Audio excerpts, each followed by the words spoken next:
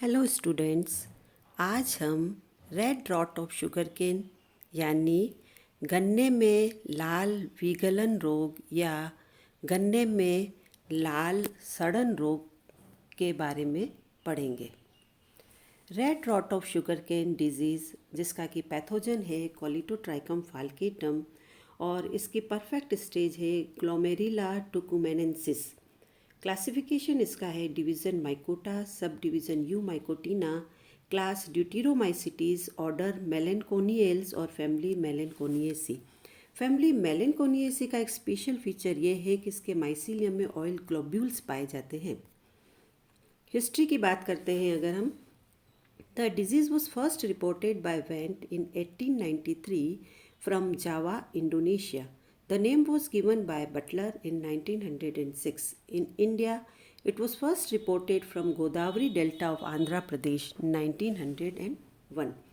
तो ये डिज़ीज़ को सबसे पहले इंडोनेशिया या जावा से वेंट के द्वारा रिपोर्ट किया गया था और इसका नाम बटलर ने दिया और इंडिया में ये आंध्र प्रदेश में सबसे पहले रिपोर्ट हुआ। सिम्टम्स या लक्षण क्या है इस डिज़ीज़ के? The symptoms become apparent after the rainy season on the stems and leaves. The earliest symptoms are yellowing and drooping of the upper leaves. In the later stages, the stems shrivel, the rind loses its bright color, becomes dull in appearance and longitudinally wrinkled. If the diseased stems are split open lengthwise, the white pith will be found reddened with patches of white. In advanced stage, blood red lesions with dark margins develop on the midrib of the host leaves with formation of asexual fruit bodies acervuli. These lesions become covered with powdery masses of conidia which spread the disease. तो लक्षण इसके stem और leaves पर rainy season के बाद में दिखाई देते हैं और सबसे पहला सिम्टम, सबसे अर्लीस्ट जो सिम्टम्स है उसमें अपर लीव्स की येलोइंग और ड्रूपिंग वो पीली हो जाती है और वो नीचे की तरफ झुक जाती है, बेंड हो जाती है और उसके बाद में जो स्टेम है वो श्रिंक हो जाता है और जो रिंड है उसकी वो उसका ब्राइट कलर कम होके वो डल अपीयरेंस दिखाती है और लॉन्जिट्यूडनली रिंकल्ड हो जाती है। अगर हम उसको स्प्लिट ओपन करें लेंथ वाइज तो वाइट पिथ जो है वो लाल लाल दिखाई देता है और उसके साथ में रेड के साथ वाइट पैचेस नज़र आते हैं। और एडवांस स्टेज में ब्लड रेड रीजन्स नज़र आते हैं कहाँ पर?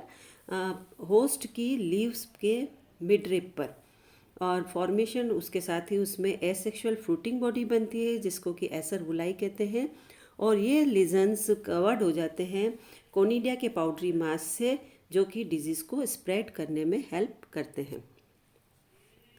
ये हम सिम्टम्स देख रहे हैं इसके डिज़ीज़ के। ये तो है शुगर केन की क्रॉप जो कि हेल्दी क्रॉप है। इसमें बीच बीच में कहीं कहीं कुछ रेड स्ट्रिप्स नज़र आ रही है। ये है इसके एडवांस स्टेज पर, जबकि लीव्स की मिडरिप पूरी की पूरी रेडेंड हो जाती है, रेड हो गई है जो कि किसके एसरगुलाई की वजह से है और इसमें फिर बाद में ये पूरे के पूरे कोनिडिया से कवर हो जाती है।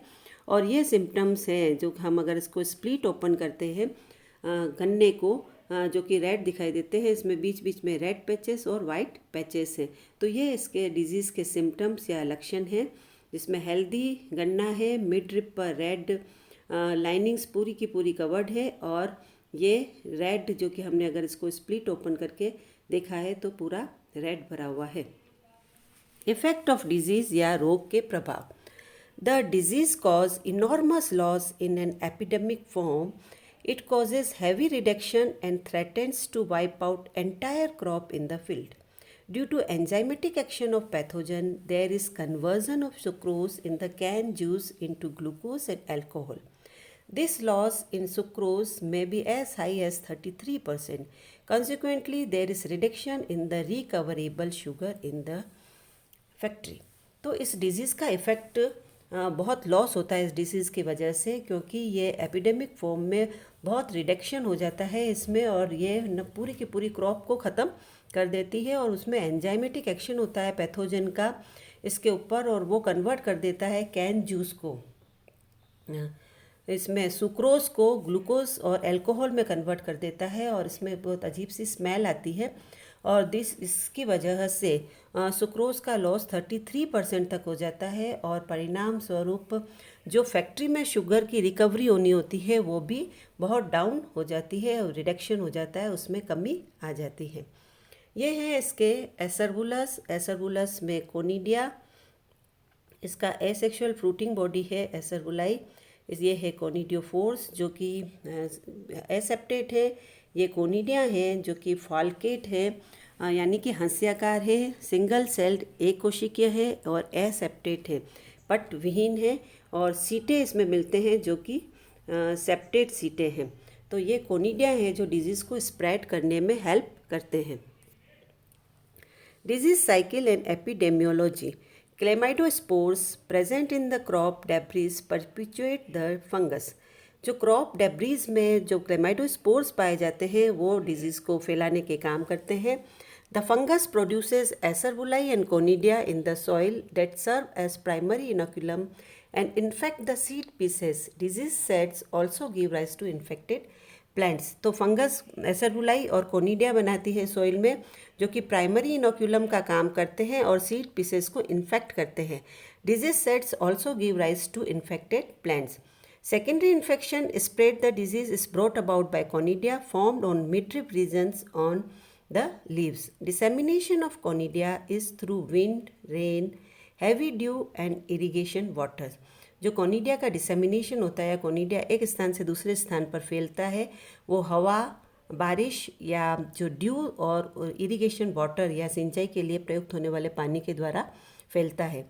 In newly planted fields, the disease is favored by excessive soil moisture and low temperature. बहुत ज़्यादा सॉइल मॉइस्चर और लो टेम्परेचर होने पर डिजीज़ बहुत तेज़ी से फैलती है.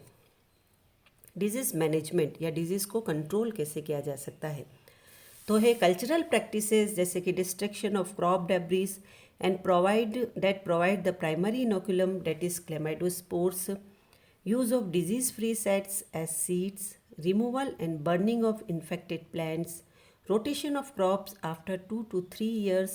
Fungicides are not effective as foliar spray but can be used for disinfection of the seed sets. Resistant cultivars are available that are effective in particular regions. तो जैसा कि हर डिजीज़ में डिजीज़ मैनेजमेंट की हम बात करते हैं, सबसे पहला तो ये है कि जो प्राइमरी इनोकुलम का सोर्स है उसको हमको ख़त्म करना होता है. तो इसके लिए हम क्या कर सकते हैं, क्रॉप डेब्रीज को है उसको डिस्ट्रैक्ट कर सकते हैं, जला सकते हैं, हटा सकते हैं ताकि source of primary inoculum in the form of chlamydospores वहाँ मौजूद नहीं हो. फिर हम disease free set of seed को ग्रो कर सकते हैं जिसकी वजह से डिजीज़ आगे नहीं फैले. और इन्फेक्टेड प्लांट्स को रिमूव करके बर्निंग करना एक बहुत ही अच्छा सा वो उपाय है. और रोटेशन ऑफ क्रॉप्स की जाए अगर 2 और 3 साल में तो क्रॉप डेब्रीज में पाए जाने वाला इनोकुलम अपने आप ही ख़त्म हो जाएगा. और इसमें फोलियर स्प्रे के रूप में फंजीसाइड इफ़ेक्टिव नहीं है, बट इसको सीड सेट्स को डिसइंफेक्शन करने के लिए फंजीसाइड्स का उपयोग किया जा सकता है. और साथ ही साथ कुछ रेसिस्टेंट कल्टीवर्स अवेलेबल हैं जो कि इफ़ेक्टिव हैं कुछ पर्टिकुलर रीजन पे. तो इस तरह से हम डिजीज़ को मैनेज कर सकते हैं. तो ये है red rot of sugar cane disease जिसको हमने अभी देखा है, जिसमें डिजीज़ के सिम्टम्स बहुत स्पेशली अच्छी तरह से हमको दिखते हैं. अगर हम उसको खोलते हैं तो अंदर अंदर पूरा का पूरा लाल हो जाता है और मिड रिप पर एडवांस स्टेज पर पत्तियाँ की मिड रिप पूरी की पूरी रेड हो जाती है. ये कोनिडियोफोर पे पाए जाने वाले कोनिडिया के द्वारा फैलती है. और इस तरह से डिजीज़ जब फैलती है तो उसको मैनेजमेंट करना है, cultural practices, fungicide, rotation of crops, of removal and burning of infected plants के द्वारा. Thank you.